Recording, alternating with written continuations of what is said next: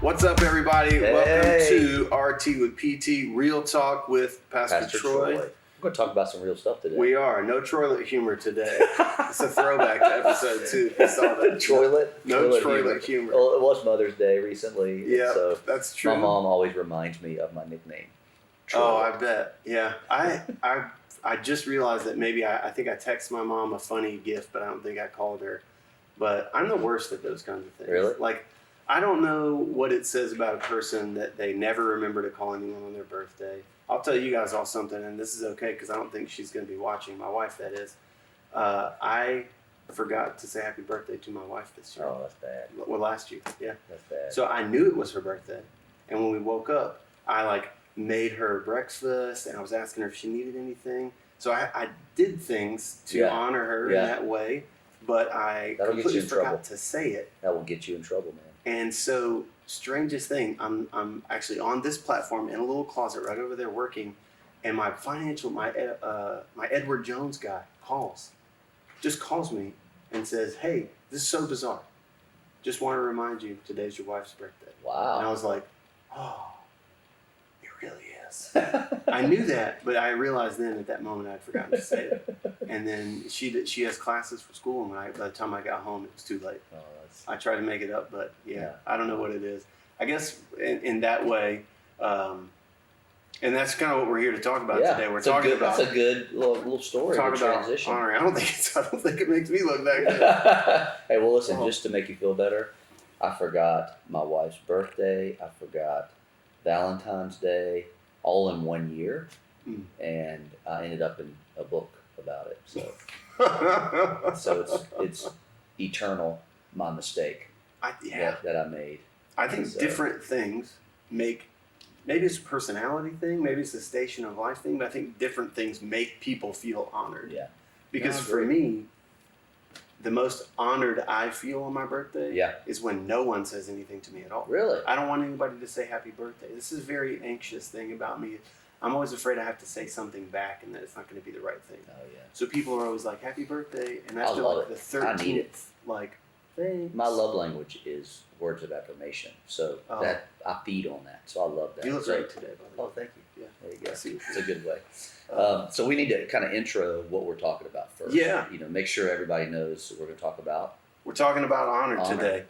It's a topic. Great topic. Yeah, it gets discussed a lot within the church realm. That's kind of where we'll look at it today. Is kind of looking at it through the realm of being a part of a community of a church, being a part of maybe even being a part of the staff, if that's where you're at.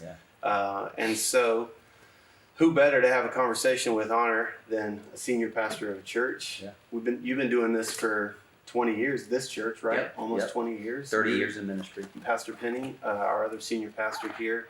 And when I came to Freedom House, I noticed that there was what some would say an honor culture. Mm-hmm. And I was immediately just like, here's what I thought of right away. I thought about the churches where, and I've seen this maybe only on TV, where the pastor comes down the center aisle and people would come to the middle and give him money. Like they would push money into his hand. Like they called those honor gifts. Wow. And every Sunday they would do that. Or the pastor would go up on social media. That's not my church. Church. No. That didn't happen here. That didn't happen here. Let's make that very clear. That's what I thought when I heard the words honor culture. So right away I was just like, oh man, I don't think I'm going to be down with this. I don't think I'm going to like this at all. And then the first time that you and I met was at Toast. It was at Toast. It was at a breakfast. I call it Grossed, but Toast. It's breakfast joint that we were meeting at, and I was just kind of in my head about it. I was really thankful that he was willing to take a meeting. I was in a weird spot in my life. I didn't really need anything. I just thought this would be a great connection to make. And so I got on a shirt and pants, and I got cool sunglasses. My hair's all fixed up and ready to go. And I'm walking downtown Davidson to this place, and you're sitting outside in a little 2-spot table, I think wearing workout clothes. Yeah. And I was like, immediately I felt better. Because I was like, okay. That's funny. Because if he had on a tie and a suit, I would have just been like, there's no chance that we're going to be friends. That's Because funny. and so then I felt better right away. But And then, you know what? You know what I remember about that meeting is two things. First of all, I really had a hard time figuring you out. Like, you know, and I wouldn't say that I'm great at figuring people out on first impressions, but I feel like I'm probably like 70% good at it. My wife's way better at first impressions. So my first impression of you was, I really want to understand this guy, but I don't understand him. And then my second kind of thought was, man, this guy's extremely honoring, true story, extremely honoring to somebody he doesn't know.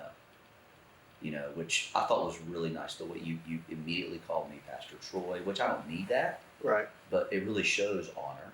You know, when you say someone's title of who they are, like if you go to the doctor, my doctor always told me, hey, just call me Tim. And I'm like, no, I'm not going to call you Tim. I'm going to call you Dr. Tim. You know, because man, you spend a lot of time earning this right to be able to cut me open, and I want to honor that. And so we do have a culture of honor here at Freedom House. We started that way. What was the genesis? What was the beginning of it? Well, honestly, I read a book by a guy by the name of John Bevere. I love that dude. And I kind of took his book and went to a different level with it, because I heard a message from a friend of mine out in Seattle. And he talked about, because often when you think about honor, you think about it more to people who are in positions above you. So honor up. And so one of the things that he taught me is honor is all around. Honor up, honor down, honor all around. So honor isn't just about what you're doing up towards your supervisor, your pastor, your leader, the person that's over you, but also honoring your peers, the people that are with you, honoring people that are under you, that are in a position where you're trying to help them. They're serving your vision. Because I think a lot of leaders get caught up in, well, you need to honor me. But I'm a firm believer in you reap what you sow. Yeah. And so when I started pastoring the church, my vision was to see your vision come to pass. And that's always been. So my life mission is to see you reach your full potential. And the only way that I can do that is by honoring the gifts that are in you.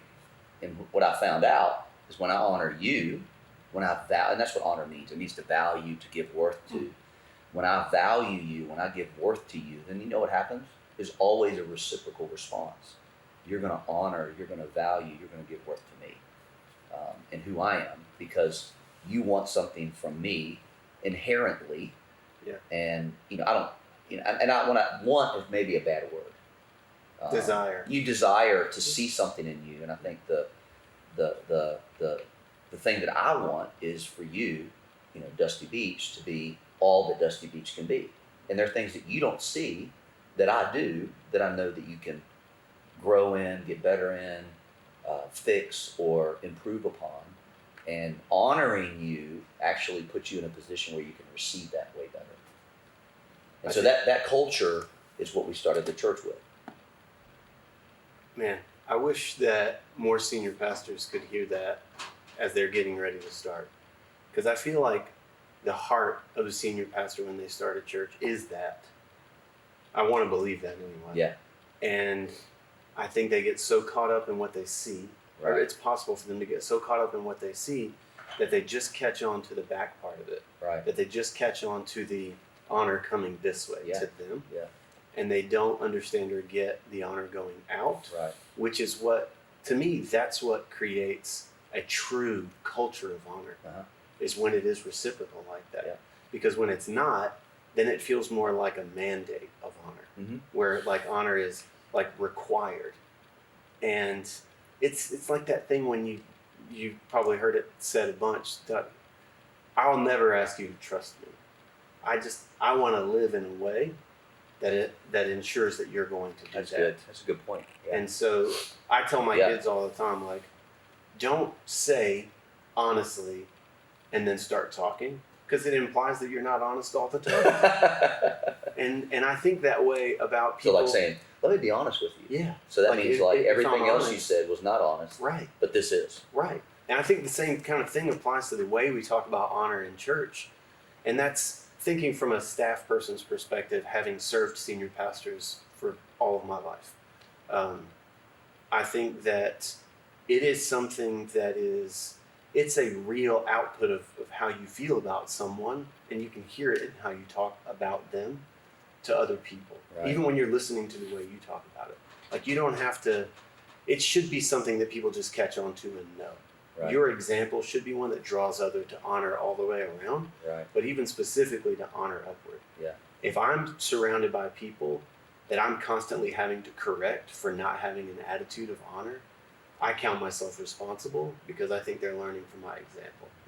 And so I think that my responsibility as a staff person or someone that serves as senior pastor of a church or senior pastors of a church, or even if you work for somebody, I mean, you can take it across the board on anything. If you're constantly having to correct the people that you lead to have a better attitude towards those that lead you as the leader, I don't think that's them. I think that's you. Yeah, I agree with you 100%. And I've always had a hard time with asking people to honor me. You know, so when John wrote his book, when John Bevere, who's a friend of mine, wrote the book, and you want to plug the book? Which one? I think it's just called Honor, the Honor Code or something like that. And actually, Sam Chan, I think, wrote a book too about it. Who's a great friend of mine, and so I'm honoring them. Yeah, that's why I wanted to plug the book. so often people would tell me, hey, in order to create an honor culture, you need to do this. And I said, I don't really like to do that. I don't want to create that. I don't want to feel like that I'm trying to get people to honor me. I would rather them learn it through life. And the statement that I made, honor up, honor down, honor all around, what that did is gave me permission to be able to give something that I knew would help them, you know, in the sense of me honoring, valuing, giving worth to their talent, their gift, their whatever it may be. And the reciprocation of it, not because I'm looking to get something, but I knew it would better them. Because right now, let's just look at our culture right now. You know, 2021, if you're watching this and it's 2025, if you want to go back to 2020, you know, with the pandemic and everything that went on, what you're seeing is a culture that feeds off of disrespect and dishonor. Think about how the world would change is if you looked at somebody through the eyes of zero prejudice, zero stereotypes, and you just honored them for the human that they are, regardless of their skin color, regardless of their position in society. You just realize that you are a person that was made by God, put here on purpose with a purpose. And I honor you, you know. And so I'll give you a perfect example. My dad was not in my life at all, okay? Not even connected with me at very little, came in and out of my life, treated me not like a father should. However, the only commandment with promise is honor your father and mother. That's what the Bible says. The Bible says honor your father and mother. So regardless of what he did to me, God put him on the earth for a purpose, with purpose. And so I need to honor him regardless of how he treated me. That's a hard thing to do. Because especially in our culture, if we shifted that, man, it would change a lot of stuff. And you know where it starts? In the house. I was just about to ask you about that. I was just about to ask you about honor in the home and the difference between, or if there is even any difference between honor in the home and honor in the workplace. Yeah. I mean, I know that the home is a great opportunity to learn it, but what if you come from a home where there's zero honor present, where maybe as a child or even as a spouse you don't feel valued by those that are in your family? And do you think that's maybe why so many struggle with it in the workplace? 100%. How do they overcome it? I mean, well, you have to experience what honor feels like. This is just my opinion. Sure. Okay. You know, I don't think I am a professional on this or somebody that knows a lot about this. I'm still learning. You know, I'm 52 years old. I'm still trying to learn stuff like this. You're only a day over 51. Thank you. You're appreciate it. Nobody's going to believe that you're 52. I look more like I'm 52 than you do. I think that you have to experience it in order to give it. Mm. And so if you've never experienced honor in the house, and I think if you're a parent, the best way to honor your kids is to give them voice, for them to be able to say something to you. And I think the greatest way I got that with my kids is I repented to them when I made mistakes in their life, or if I did something and they called me out on it, because most parents won't do that. They're like, I'm the parent, you just need to listen to me, Right. this, that, and the other. So when you honor your kid by giving them the ability to speak up, and you go, man, I messed up, what that does is honor them. And so I think it's a hard thing to shift from if it's not bestowed in the family, but it can be done. I think the only way that you can experience that and live in it is if you are in an environment where you learn how to honor, or you're around people who know how to honor. You know, so when you get around somebody who knows how to honor, man, it just gets on you. Yeah, that's true. Know? And so it's like generosity.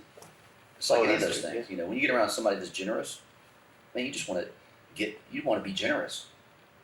And so some do. Others are just like, guy's not going to have any money at the end of the day. I've always been. I think God created a perfect family union for me.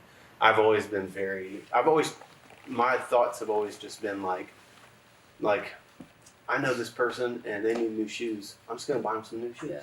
And I love that, and I don't want to tell anyone. I don't want anybody to know about it, even though I'm mentioning it here, which is not a humble brag.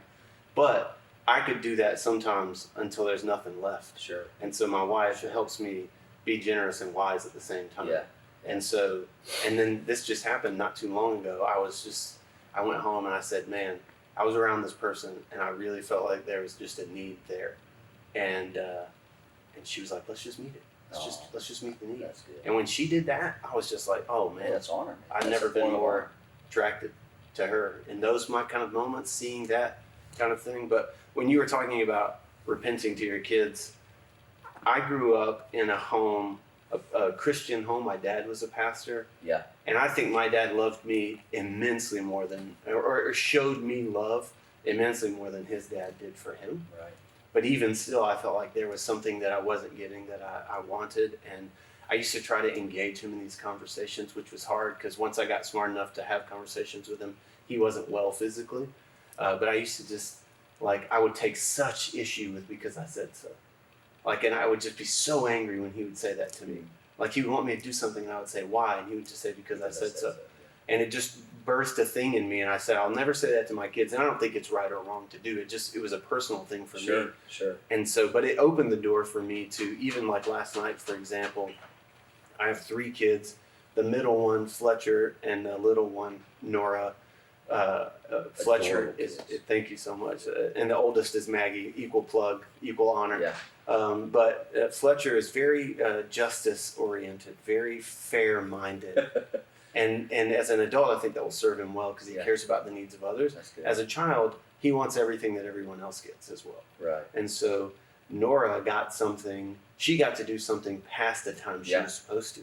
Oh. And he was like, oh, he makes this face. He's like, oh. You look just like him when you do that. I said, poor kid. I said to him, because the night before it had stormed, and he's really afraid of storms, and so we've got a extra twin mattress I just drug into the floor in our room, and he slept in our room. Yeah. And I said, kind of as a joke, I said, well, you know what Nora didn't get last night? And he knew immediately what I was going to say, but I could see that it hurt his feelings, and so he walked off. So I went and found him, gave him a hug, and I said, hey, buddy, that was my bad. Yeah. I really did not. I thought that would be funny, and then I saw that hurt your feelings. So it's not what I was trying to do. And I hope that in some ways it helps them see, because there was a time in my life when I was just unwilling to admit that I was wrong about anything. Yeah. And now I find such freedom in being able to do that to those that I lead and to those that lead me, to just be able to say, and in the workplace, it was so hard in the beginning because I wanted to be good. I wanted to be good at everything. Yeah. But then I found that it became a challenge for the way that I honored my leaders, because I was unwilling to say, I messed this up. And I see it now as an honoring thing to my leaders to be able to honor them with the honesty of just saying, and the vulnerability of saying, I don't know if I'm good at this. Right. I want to be. I think that matters. I'm going to try really hard. Right. I'm not going to give up. Or saying, like, because I've been in meetings where a leader has multiple people they're in charge of, and they've asked, hey, what happened here? We missed the boat. Yeah. And searching for responsibility and seeing people shove it off to someone else. And now I'm almost hungry to just be like, here was my part. This was the thing I messed up. Right. Here's my plan for That's very doing it honoring, next time. especially for somebody in a position who feels, I'm a high responsibility guy, and so when somebody doesn't take responsibility, it bothers me. 100% bothers me. Bad, like really bad. I think in some ways I have also struggled with trying to maybe take on too much responsibility. Yeah. And that's a way you've challenged me specifically to be a little bit more honoring all the way around. Yeah. Because I know there are a couple balls got dropped once, and you asked me who was responsible for it, and I just took the hit, and I was like, I did. That was me. I'm responsible for all this. And then you came back later, one-on-one, and said, hey, you got to, part of being honoring to those that you lead is also challenging those and To rise up. bringing correction where necessary. And so that's a great lesson I learned about that here. And I will say, like, bringing it back to where we were when I got here, hearing the words honored culture, I didn't understand it. I didn't know what it really meant. Yeah.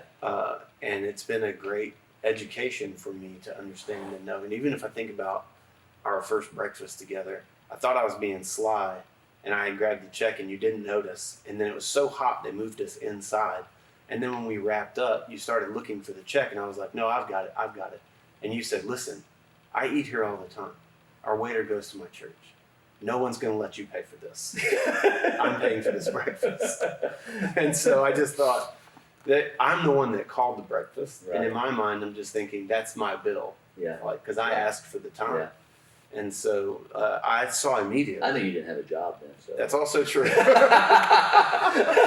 That's also true. I had all inside information. Yeah, that's true. I did not do that. I didn't want to take food out of your kids, out of Maggie's mouth and Fletcher's mouth. Oh, that's okay. I went out and did ministry to feed the hungry, and I would get up and I would be like, hey, everything you give here goes to feed the hungry. All my kids are hungry right now, and we need this. This is a great way you can honor our family, is by doing it. So let's talk about a few situations where people are routinely put, whether it's in the workplace or in the home, where this is how to show honor in this situation.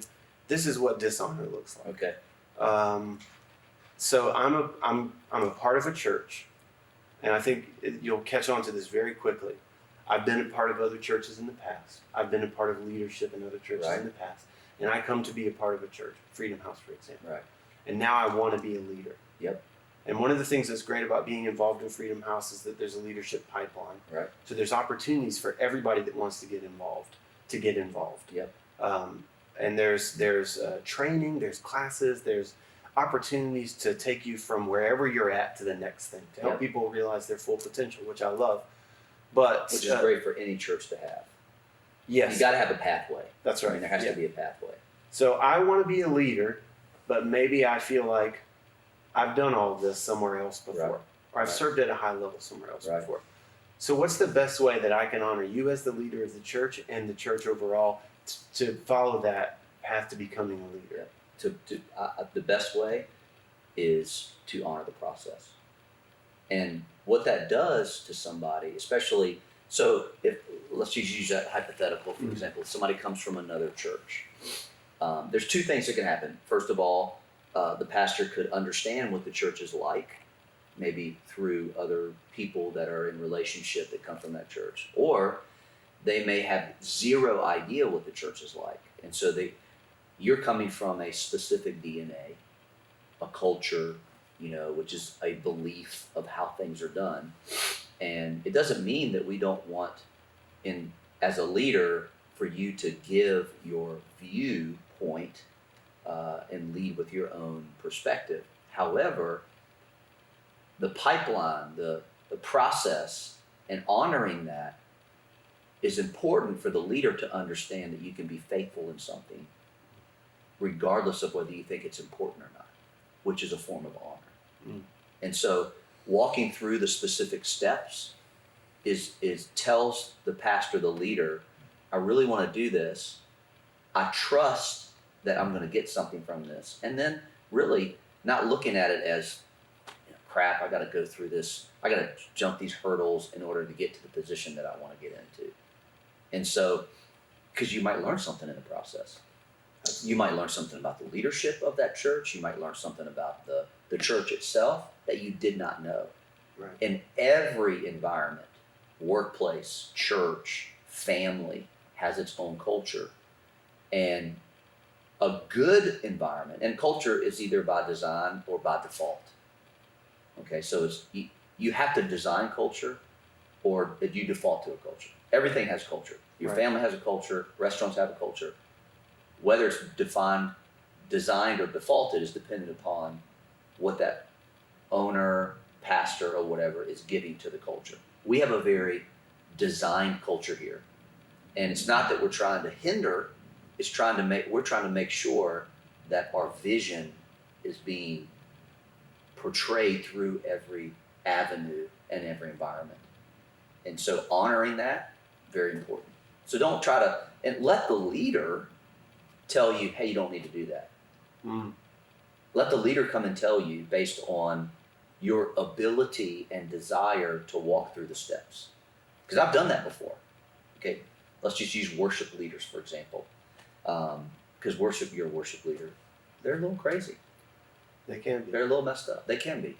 I'd say I don't probably. identify as that. I know you don't identify, but there are people in the past, in other environments. Other people. Not me. I'm joking. Please don't be offended Other if you're a jean worship jacket leader. wearing people. If you're wearing a jean jacket right now, perhaps. Beard person. I always was told that if you have a beard, you're trying to hide something. So I am. I'm trying to hide a weak chin. I'm trying to hide a weird, cleft, weak chin. It elongates my face. So sorry.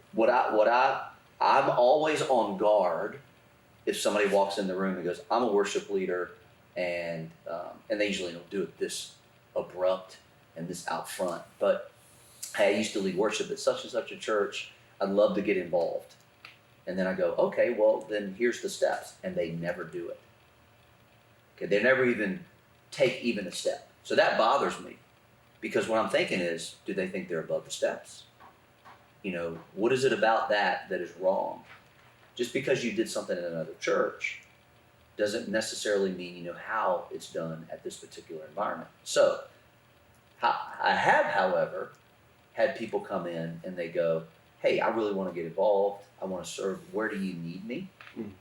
I happen to be a worship leader here. I happen to do this, but, I would love to be involved. What's my next step? And then they do it. There's been situations where somebody will come and go, hey, you didn't know this, Pastor Troy, but this person is uber talented. They're phenomenal. And then I'll start asking some questions. I'll watch them for a little while and realize this person doesn't need to do all this. They can be fast-tracked into this environment, and because they really honor the process. And so I've done that before many times, where I've just pushed because I've sat with them, I understand them, I watch them. Other people have come and go, man, this guy's really got it, character-wise, not just talent but character, and he's so honoring in every environment. He really desires to serve God, and so those are things that I look for. And I think the best thing you can do is honor the process. So you're saying it's not necessarily the highest show of honor to just wait until I have a one-on-one meeting with you so that I can plead my case about how I should be on the platform instead of going through the pipeline? Exactly. Okay. Exactly. I feel like you can see those people coming a mile away. And I have it all the time. I just want to save those people. I just want to say, listen, don't be bigger than you think you are. Yeah. Be as small as you can and watch what happens. It's so true. It happens. I can tell you probably 5 stories right now of people who have come to Freedom House Church. They've told me all of their resume. I didn't recognize them. I did it on purpose because I wanted to see how they're going to settle in. And they go, well, I was this, I was this, I was this, I was this, I was this at this past church. And so they're waiting for me to go, man, I'm so enamored by your resume. You're the most awesome person in the world. You know what? I'm going to give you this campus. Wow. And that's not going to happen. No. And so they go, so where should I get involved? I'm like, well, we have what's called Get On Track, and you can go through that. Because I know that a real servant, somebody who really desires to please the Lord, is going to follow authority. Yeah. They're going to listen to authority, and they're going to do what authority says because they honor authority. And they understand that authority comes from being under authority. Mm. And so, and I've watched it. I have a guy right now that came, he sent me social media inboxes, sent me his resume. I knew he wanted a job. And I don't just hire somebody through a social media resume. Sadly, I haven't seen the guy. He came a few times, and I think he was waiting for me to, be enamored, pursue him. Yeah. And I'm just not going to do that. Not because I don't pursue people, Right. but I want to see how hungry they are about being a part of something that's great. And Freedom House Church is a great church. And so, Pastor, you got a great church. You need to don't succumb to the fear of a person or their talent or whatever based on who they are. And Oh, that's a whole nother podcast Yeah. there. Just Yeah. talking about the fears senior pastors are gripped with when it comes to Absolutely. talented people in their church. or people with money, Oh, or people that throw money around. let's do that next. Let's talk about that. We can do that. I have real questions about Yeah. that. I got some great stories on that. I too. believe it. I absolutely believe it. Okay, I don't want to get too far off. I had a bunch of Yeah. questions about authority, but that's another time. I think Yeah. for another time. That'd be another good podcast to talk Yeah. about understanding authority, Yeah. how to walk in authority, what authority looks like. What to do with young staff that are hungry for authority Yeah. but unwilling to follow the process? Because Yeah. I'll give you a quick peek. Responsibility always comes before authority, and people want authority before responsibility. yeah, you just gotta be hungry. Yeah, you have to be hungry. Yeah. I think being hungry for things that I would look at before I would give authority are consistency, reliability, honor, passion, grit. Those things. It's just like it's not people that say, I think I'll be great at this. Yeah. It's people that don't even know they'll be great at Yep. it. But you as a leader can see in them, you have the pieces. Yep. I can just help you assemble those pieces. Yep. And then you're not great because of Yep. me. You have greatness. We're just going to help move a couple pieces around, and then you'll be amazed the authority that you'll walk in. Yeah. Too much. Let's get on to the next thing. All right. So this is an obvious one. Okay. How do I show honor? What does it look like to not show honor when I disagree with something my senior pastor says? Whether it's on the platform, That's an awesome question. conversation, social media, whatever it is. That's an awesome question. So I'm a big, firm believer in the Matthew 18 model of, and I know Jesus says, if somebody sins against you, Mm-hmm. but if you read just a few verses before that, he talks about offense. Really, in essence, what Jesus is talking about, he's talking about relationships. If your brother, somebody that's close to you, somebody that you have community with, does something to offend you, against you, maybe you don't agree with, then you need to go talk to that person, have a conversation with them. Okay, so I know what the question probably is. So, my senior pastor, he's busy. I can't get a meeting for him Right. every time I disagree with something that he says or does. Okay, so what I would suggest is you look back at the track record. Okay, so if I have a pastor who I disagree with, and I've had that happen. So I was at a church for a long time. I disagreed with him. I was young. I thought I knew everything. I was in my 20s. Because in your 20s, you know everything. Yeah, I definitely do. Yeah, everybody does. And so when they're in their 20s. So no offense, 20-year-olds. But I thought I knew everything. I thought I knew how to run a church better than him. However, he had been running a church for 20 years. Now, would I have done it like him? No. Later, I realized, man, he really made some good decisions, and I should have listened to him. So, with that being said, look at the track record. Filter through the vision of whatever the church is. So, we have a very simple vision. We want to equip people to experience Christ's freedom in their everyday lives. That is, so what we do as a church should follow that why. That's our why.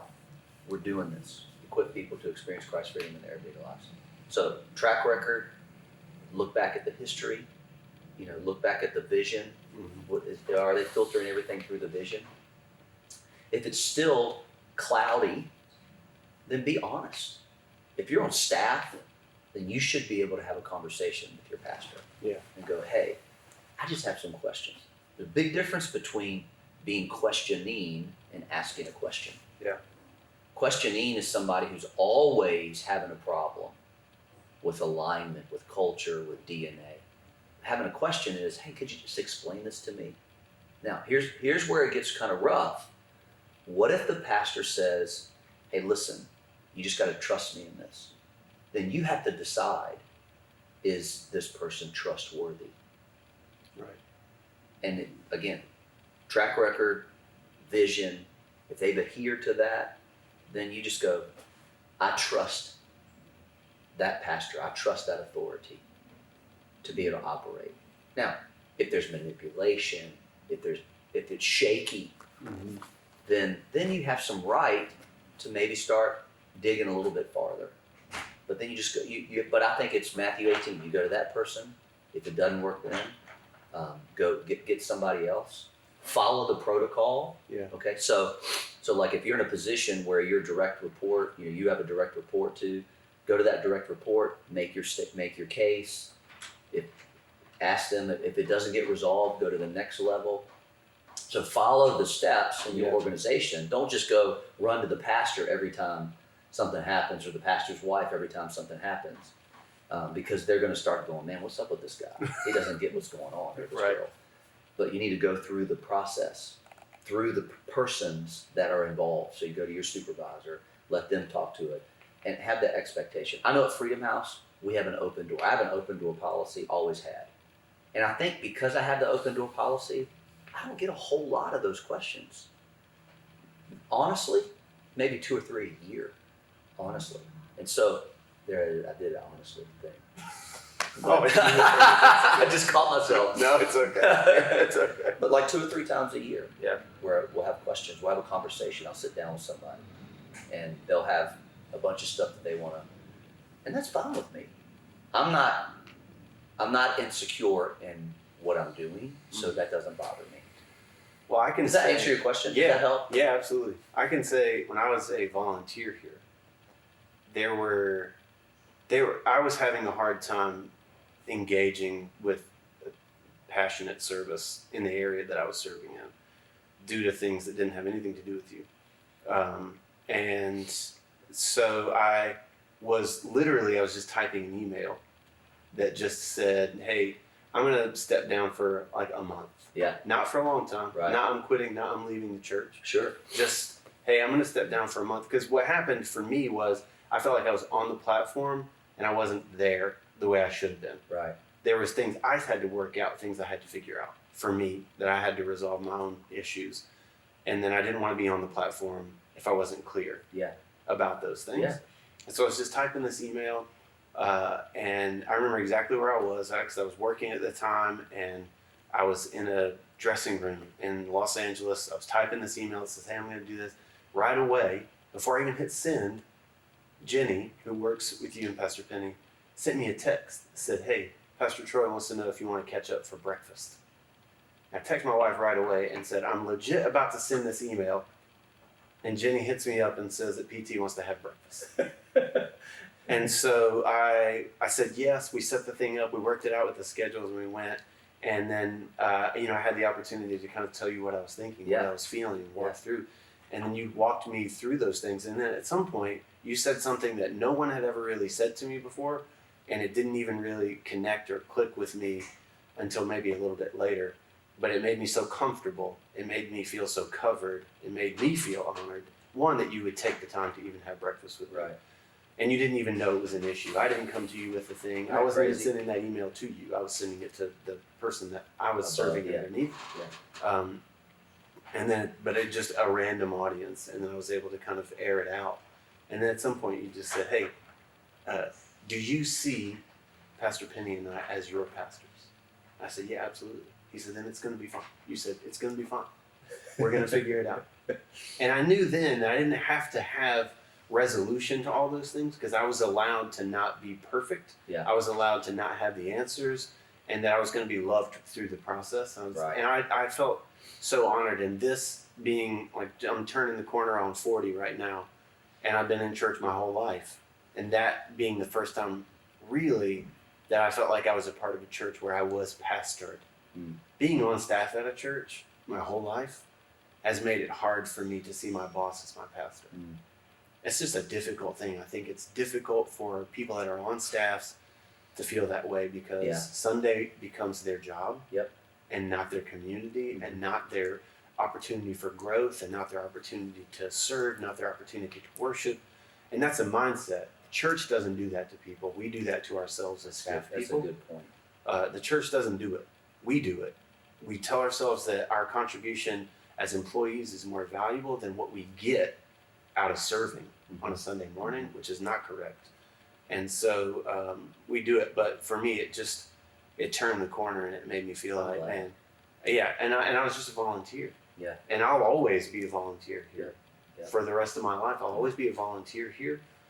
Even if for whatever reason we end up having to move across the world, we'll still be a part of the online thing, and hopefully you and I will still have a chance to talk, and we'll Zoom and whatever it is. That's and exactly so, right. I think that's an important thing to understand, especially if you work at a church, is your ability, and I think people put this responsibility on the leader, and this is an expectation that's going to be difficult for them to fulfill. It's unrealistic.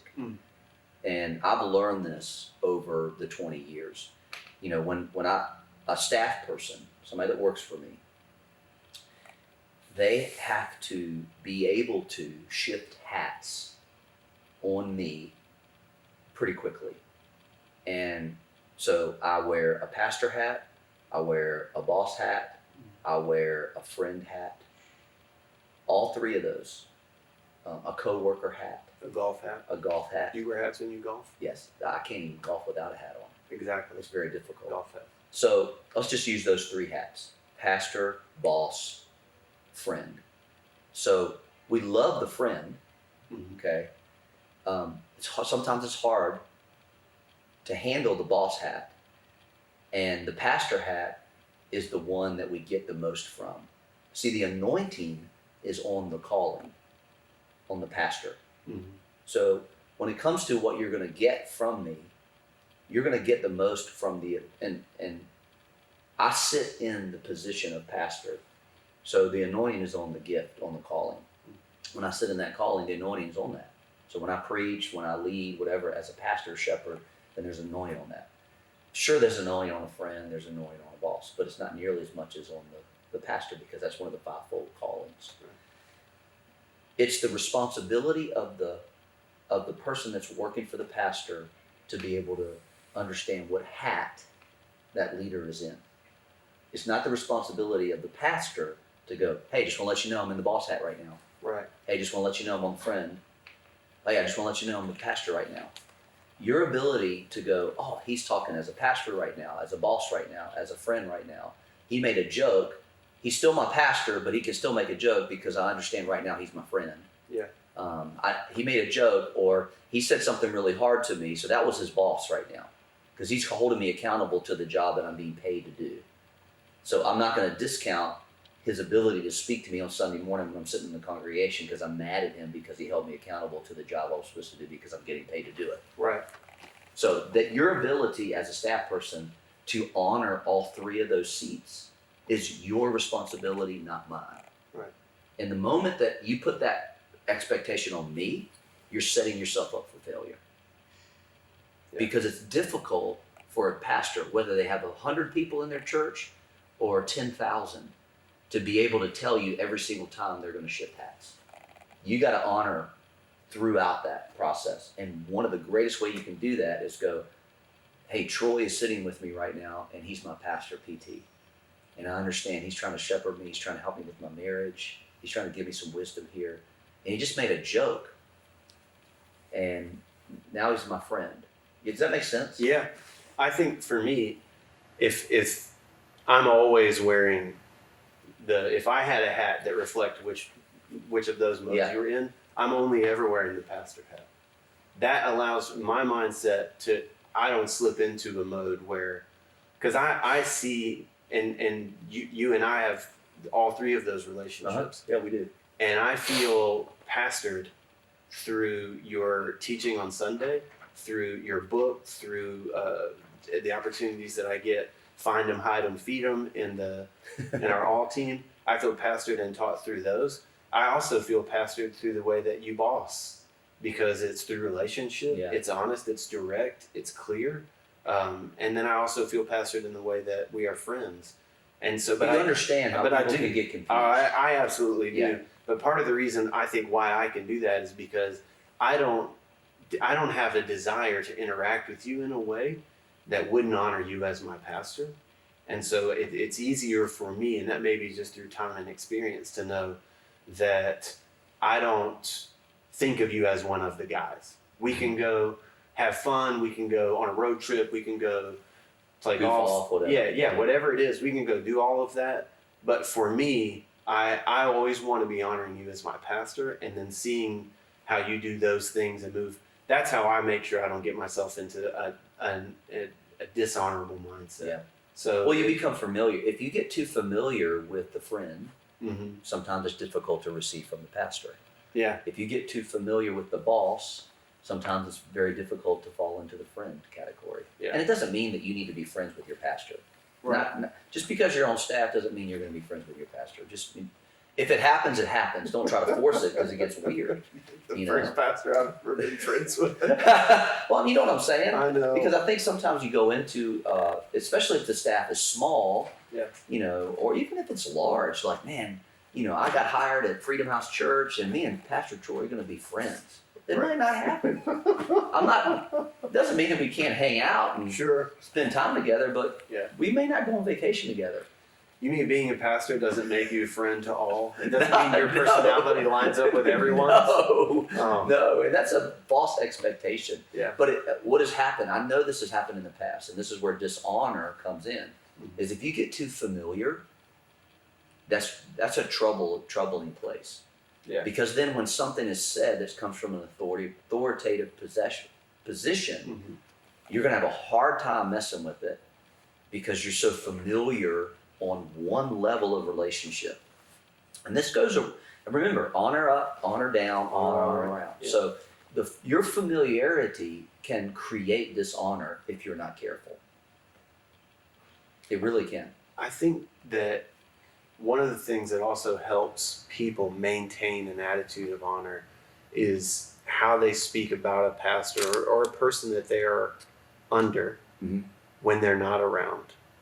And so this comes up in my house almost always in the kitchen. And we've got a little island, and I make my kids come down and endure my presence for at least part of the day. They're all old enough to try to escape me now. Yeah. And so I require that they come down. And because I work here, there's a lot of conversation that happens about what goes on here. Sure. And so I'm always careful to ensure that the way I speak, and because I learned this lesson early, and it's exactly what you're talking about with the familiarity. And it's the honor at home, how I would honor my pastor at home. Because if I go home and throw my pastor or my boss under the bus, then I begin to see my family has a hard time honoring that person. That's exactly right. And that goes back to the thing earlier. Yeah. They have a hard time honoring it because they see me being dishonoring. That's so true. And so it's true. I'm sure it could happen in a family. Think about it. Think about if you just threw Andrea under the bus all the time. I would never. And then you expect your kids to treat your mom, your wife, their mom, with honor. It ain't gonna happen. And so that's a great point you brought up. And when you think of honor, especially around a leader who's not good, look at David and Saul. How many times did David have an opportunity to kill him? First of all, how many times did people say bad things about Saul to David, and he always honored Saul in spite of Saul trying to kill David and saying all the negative things about him? But see, he understood authority. He understood the anointing. And he understood that if he did not do that, in spite, that God would not be able to honor him in his role as the future king of Israel. And so I think it's really dangerous if you are working on staff at a church, even at a job. I mean, this could be across the board anywhere, Dusty. Yeah. It could be anywhere. You go home, you know, and you talk bad about you vent about your job, your pastor, or whoever it may be. And then you expect your wife or your husband to sit in the congregation and listen to the guy who you've bashed all week long. Man, it ain't going to happen. It's going your time at that church is going to be very short. I've always looked, and I've always felt really challenged by staff people whose spouses don't attend or engage with the church. I know. Some part of me thinks, something happened. What are you saying at home? Not that that's always the reason or the case. But what experience have they had in the past? Because we always bring baggage with us, you know. And so, you know, I know it happens in churches. I can see it all the time, you know. And I look at that. I really do. You know, I'm not a big title guy. Never been. Right. I'm secure enough, my wife's secure enough. But I do pay attention when somebody who's been at the church for a long time doesn't call you by a title. Pastor Troy. I don't know, you know, I do look at that. I do watch that. Doesn't mean that I'm going to, you know, not honor you by any means. Right. However, there has to be a reason there. Is it familiarity? Is it something that you do? And so I think it's really important to honor that. And so I don't know, for what it's worth. All right, 2 more before we go. All right. I want to leave my church. No, don't leave. Not Dusty. this one. This is an example. Hypothetical. Hypothetically speaking, I want to leave. How do I do that in an honoring way? Yeah. Let's say it's for the right reasons. Right. It's not because I'm running away from. Hey, it could be the wrong reasons too. Yeah. I mean, Well, it could I be think bad. I think because with that you've got to talk about how to resolve the wrong reasons. Yeah. But just saying like, hey, you know, I want to leave and go somewhere else. How am I honoring to the church and to my pastor through that process? What does it look like for me to do that the wrong way? What does it look like to do the wrong way or the right way? Either. Okay, so let's talk about the right way. Yeah. Because I just got an email the other day from somebody who no longer attends the church. They wanted to let me know. Super honoring. They were actually on staff here for a while. And they just felt like, hey, their season was over. I totally understand seasons. Mm-hmm. Does it disappoint me? Heck yeah. I like these people. You know, I enjoyed my time with them. You know, when I see them in the congregation, when I was preaching, I got faith from them, you know, and I could see they're good people, good family. I walked them through all kinds of stuff. They're leaving. The way they did it, they sent a note. They were very honoring. Thank you so much for all that I've learned. I think that's very important for you to do that. So, you're leaving a church. It's good. You know, you just feel like your season's over at that particular environment. First of all, finish your responsibilities. So if you're serving, staff, whatever, give lots of lead time, and share with whoever, hey, listen, I feel like maybe my season's over. I don't really know about this. I'm going to take some time here, pray. Will you pray with me? You know, whether it's somebody that's over you or if you have a relationship with the pastor, do that. And then when you feel like it's time, don't expect some big fanfare. Yeah. You know, because that typically is not going to happen, especially at Freedom House. And so that we just don't do that. We don't have a big exit service for you. Right. But be honoring to them. Be happy. Don't burn bridges. I've learned in my life, you don't ever want to burn bridges because you might need them in the future. Don't try to take people with you. Even if you didn't like something that happened, that's between you, God, and the pastor. Yeah. You don't need to bring other people into your issues. Right. That's dangerous, first of all. Yeah. It's dividing. It can cause problems in the future. And let's be honest, you don't want to be responsible for that other person's journey. Right. That's a dangerous thing. And so if you don't have a relationship, send a note. Okay, don't just leave one day or not show up. That's dishonoring. That's irresponsible. That's immature. Serve. Just like you would leave a job, give 2 weeks notice, do the same. If you're serving on a team, if you're leading on a team, give your 2 weeks notice. Hey, I'm going to be leaving. Be open to have conversations with people because people are going to ask. When people ask you about why you left, be honest. That's what I was going to ask. Where is the line crossed in these conversations? What we're talking about are these conversations. Right. These are the people that I'm leading. These are the people that are leading me. Here's my 2 week notice. I still love the church. Here's what's going on. Where you cross the line here, is it at all? Just talking about it at all? I'm talking about these like lateral conversations that are happening. Yeah. Like you just mentioned, how you talk about this transition to other people. And we've talked a lot about what honor looks like this way, and we've talked some about like out here in the like home and how you do that. Right. So is it dishonoring at all for me to say I want to leave? I send you the note. I give 2 weeks notice to my serving opportunity wherever it is that I'm serving, and then what's my responsibility a month, 2 months later when I run into somebody from the church in the grocery store, and I ask them, they say, hey, where have you been? Right. How long am I obligated to ride that line of, here's, it was a great opportunity, if I'm really mad? Even if I've honored you in the process and I've done this well, but I'm still mad. Right. What's my responsibility a month or two from now when I'm clear of it and I've exited well? Do I still have to honor, or can I just cut loose and just be like, well, let me tell you about this thing. Let me tell you about this. Well, so here's the deal, and here's what I've learned in 30 years of being a Christian, is there's a big difference between method and message. All right, so message, or the why and the what. Message is very important. Gospel needs to be preached. So are you leaving because there's a gospel issue, or are you leaving because there's a method issue? Maybe you don't like the way things are done, but the church is preaching a strong message. So what is your responsibility? Your responsibility is always to honor, period, regardless of what happened. Always. So it's like Grandma used to say, if you can't say something nice, don't say anything at all. I believe that across the board.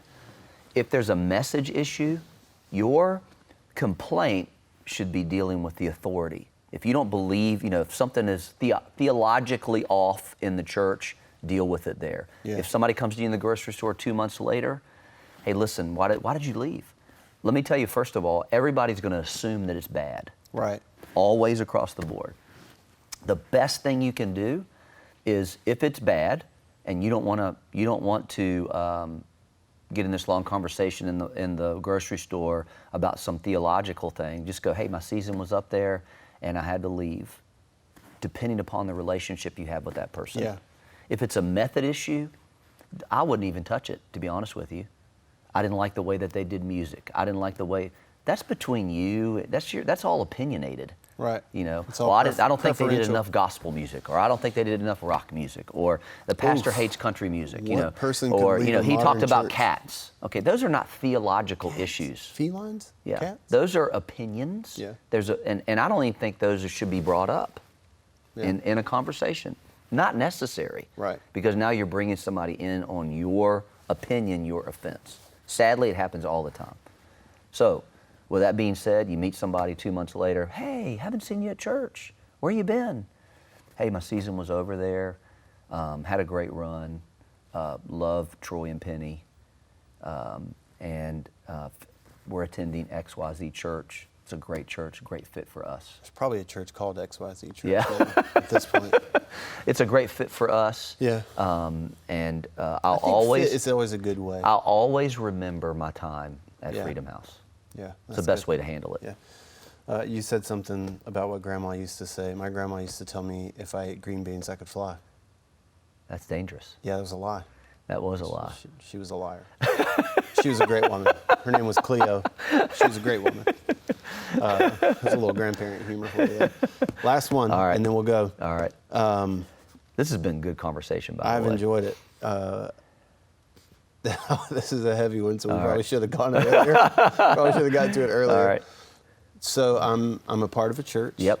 I'm gonna make it hard. Okay. So I went through the leadership pipeline. Uh-huh. I came in small. Yeah. I didn't try to get to you first. I just came in. I went through what we have. The process, went through everything. Get on Track. Yeah. Went through the leadership pipeline. I watched the videos. Yep. Started serving in the parking lot. Right. Then started serving in guest services, and then you called me and said, "Hey, I see something in you. I want Right. to help you maximize your full potential, and I want you to come up and start doing some on the teaching team, or maybe just in generosity. Yeah. Speak on generosity for a few minutes." So you've identified and addressed all these gifts that you've seen, and you brought me up to this point. And then at some point, I feel this urge, I feel this call, I feel this passion growing in me to start my own church. Yep. And so I didn't come here to take people. Sure. I didn't come here. I didn't even come here with a knowledge or the understanding or the idea that I might want to do this. I literally just came and was so filled by what was going on here that the overflow of that was what I believed to be a call from God to plant my own work somewhere. Yep. What do I do? How do I honor you in that time, in Well, that moment? If you believe that, and I'll just use me as an example. Yeah. If you believe that I'm your pastor, then you submit that calling to your pastor. It's really easy, to be honest with you. If you, let's just say Dusty, Andrea, you guys want to start a church. The best thing you can do, okay, I'm just saying the best thing you can do is go, "Hey, Pastor Troy, I'm feeling this call to go plant my church, and I want to submit that calling to you." So a good pastor, and hopefully I'm a good pastor, would first of all pray and seek the Lord about what that looks like. So what I would do in that scenario is I would look at you and I go, "Let's talk about this. Let's talk about what it looks like." Because my goal is for you to be as successful as possible. Now here's the challenge. The challenge is, what if I see something in you that's probably going to hurt you in the future of being a pastor? Are you okay with hearing that? So you have to be willing to submit yourself, which is what I did when I left my church and I wanted to start a church. I knew I was going to not be in the city I was in because that would be dishonoring. Mm-hmm. I'm not going to go down the road and start another church because I'm going to split the church. That's dishonoring. Right. And I went to my pastor. I knew the way my pastor was that it was not going to be good, but I did it anyway because I wanted to honor him. Went to him and said, "Hey, I feel like I'm called to go plant a church. I want you involved. You're my pastor." And he was kind of involved in the beginning of it. Yeah. And if somebody came to me, I would want to be involved because I want you to be successful. If the pastor thinks maybe it's a year, you need to submit yourself to that. If he thinks, "All right, you're ready to go right now," submit yourself to that. Be willing to let them shepherd you. If you trust them, okay? If you don't, then really you have no responsibility in any way. If you, in your hypothetical situation, that person has been through, been some time here, they've been involved in the church, and so hopefully they would want to submit themselves, because that's where your greatest success is going to be as a pastor, is being under authority, which is another podcast we'll talk about. Yeah, that's going to be a good And one. so I've had situations where it didn't happen like that. Yeah, so I was just going to ask you, now last one, what if you're the pastor of a church Yeah, and somebody, maybe say they don't go through that whole process. right. Maybe they just show up and you know the type. They're there, they immediately try to sit close to the front, immediately try to catch up with you and be seen with you in the lobby. Yeah. And then you can feel this growing thing, and then eventually the bomb drops. Yeah. Hey, that person's about to leave and start their own church. Yeah. What do you do? What would you say to pastors that are in that situation? So, been through it. Right. And so I've had people call me and go, "Hey, Pastor Troy, just want to let you know," they've left the church within 6-8 months or even less than that. "Hey, just want to let you know I'm going to plant a church." My response to them, "Hey, good for you. Who's your pastor?" That's my first question. If they don't have one, my recommendation is you better get a pastor. Yeah. "Hey, where are you going to start your church?" "Oh, I'm going to start right around the corner." Hey, that's probably not a good idea, but great. I'm going to be honest with them. Yeah, sure. And I'm going to immediately, as a pastor, let all my leaders know what's going on. Because typically people like that are doing it in a dishonorable way, and they're going to go fishing. Right. If you leave a church and God called you to pastor, He's going to provide people for you as a shepherd. You don't have to take people from your church. Okay, that's very dishonoring. So for you to go fishing in your old church to try to get people to come to your church with no respect of the pastor, totally dishonoring. You can't start something and be successful in something starting it in dishonor. Because what you're doing is probably finding people that are upset because those fringers are already struggling with the method and they're just looking for a place to go that's going to fit them. And so they're not going to stay at your place anyway. Yeah. And so this has happened it's happened tons of times, so because we say it all the time. Yeah, we've planted a lot more campuses than 3. We've planted a bunch of campuses, even in Charlotte, because people have left our church and gone so-and-so. The sad thing is they never last. I know, and I hate that. It breaks my heart. It breaks my heart too, because I know that there's something in them, and there's such a small percentage of people that are supposed to pastor, and it's not easy, you know. That's a whole nother thing. I can remember our first breakfast that we had was weeks after I had been fired from a church in the town that I live. Yeah. And I said, at the end, if there's ever anything I can do for you, just call me or let me know. Yeah. I wasn't looking for a job. I think we talked about that.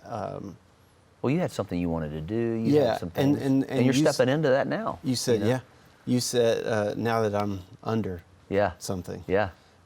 Which was oddly how that all worked. It wasn't until I came under something that started to really grow. Yeah. But you said, well, we would just want for you and your family to get involved in the church. Just come and come to some services and be around. And so I knew right away it would be a while because there was a Lake Norman campus, which is close to where I live. Yeah. And so we started to go to a church in Salisbury, which a friend of ours had planted to help. It was 45 minutes away. Right. Because we felt like if we were going to be on a platform anywhere, we couldn't do it anywhere near where we lived. Yeah. And then when we started being a part of Freedom House, we went to the farthest campus from our house, which was almost an hour in the opposite direction. And we slowly worked our way closer to our house. Sure. But it wasn't until almost a year or two after we had left that we got anywhere near where we were. And it was, I think I sent you a text the first time because I didn't tell you that I was coming. I was just trying to be really under the radar. Yeah. Like I didn't want to be like, look what I'm doing.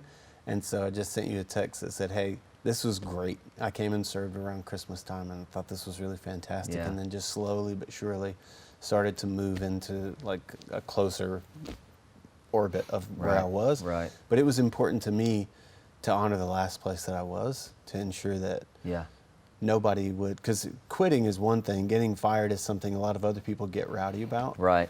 And it wasn't because it just wasn't a good fit. And so it was really more like hey, we don't think this is working out. And I was like, hey, I agree. Yeah. I don't think it's working out. So let's just It's usually mutual anyway, when it happens. When it comes to let's just finish with this. Yeah. When it comes to somebody who wants to start any ministry, whether it's a church or whatever, typically good, secure pastors, and I hope that I would be, and I think I'm one of those, and I'm not trying to toot my own horn. No, I agree. But if somebody came to me and they really had a gift on their life and they wanted to pastor, I'm going to do everything I can to help them. Mm-hmm. Because I know what it feels like to not be helped. I know exactly what that feels like. And so I'm going to do everything I can. But when somebody does it dishonoring, my hands are tied. Mm-hmm. And it's happened. Yeah. And, and so it's sad to me when people really just get hammered. And so I'll send people with you. I'll give you money, whatever it takes to make you successful, because I know I'm creating legacy through you. And I want you to succeed when you do it the right way. And so, and that's honoring. Yeah. And I feel like I'm honoring the gift that's in you, and I'm helping you. That's incredible. So, this was fun. Honor up, honor down. Honor all around. Honor Make sure you subscribe. Send this to your friends. Hit the like button. Yep. Send it to your pastor. Comments. You can honor your pastor greatly by sitting. That's terrible. No, it's good. I think it's good. If I were senior pastor of a church, I'd want to hear this. I know. If I'm on staff at a church, if I'm attending a church. So thank you guys for watching. Hey, thank you so much. Hey, if you want to Thanks, hear Dusty. us, see us talk about something, post it in the comments. Just let us know. Yeah. We're always up for whatever you guys want to do. And if you have any questions for Pastor Troy, feel free to put those in the comments as well. And we'll get to them. Real as well. talk. Real talk. See you guys soon.